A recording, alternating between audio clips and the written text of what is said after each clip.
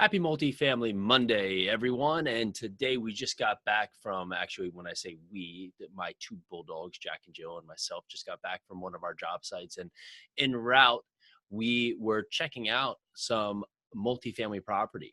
And I thought it'd be an interesting topic because we are trying to think outside the box. What can we do to find property in our area that makes sense where we're not competing with everybody else? And here in New Jersey is a very dense state. And when you're looking for properties, we're actually looking for single family properties or one-story properties with one or two units that have a lot of parking. And why are we looking for this? Well, we're looking for this because we can possibly expand up, still have the parking that the town's going to require, and now be able to add units.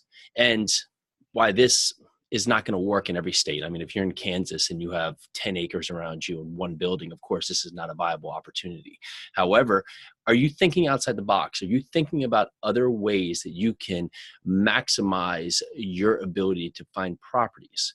For us, when we're in a state where you can basically reach out the window and touch your neighbor, where it's going to be continually need for housing and there's not many areas to build, and every time you build, they're going to want you to add parking.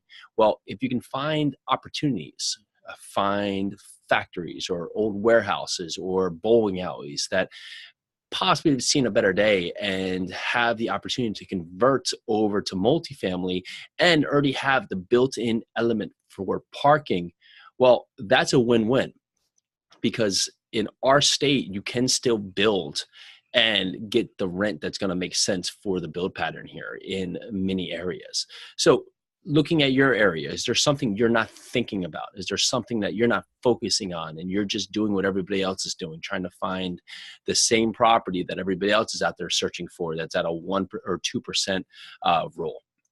Sure, they're out there, but you're going to be competing with a wide ocean of other investors.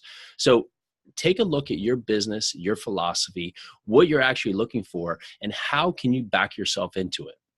For us, it's going to take a little more work if we're going to have to go there and add square footage, add units, and possibly even change the zoning or go for a variance, or have to just ultimately deal with some other things that aren't just as easy as buying it. But right now in this competitive market, is that what you have to do?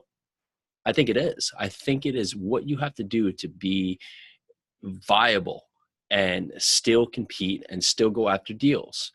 Or you could sit on the sidelines and wait for the next correction, but we're not waiting.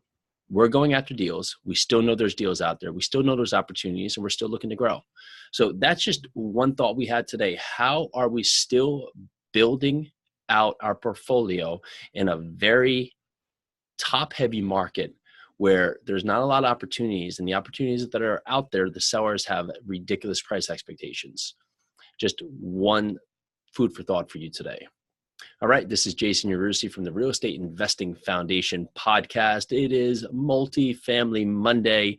We look forward to seeing you back Wednesday. We have an awesome interview on board. And from there, check us out on YouTube at Yarusi Holdings. Also, we would love to hear from you. We've gotten some great feedback. We've gotten some great stories, and we have some stories out there we're going to be sharing shortly about some investors who are avid listeners to the podcast that are out there doing their thing and taking action. And we'd love to feature your story about how you've got into your first property or built out your team or had your first success really growing into real estate.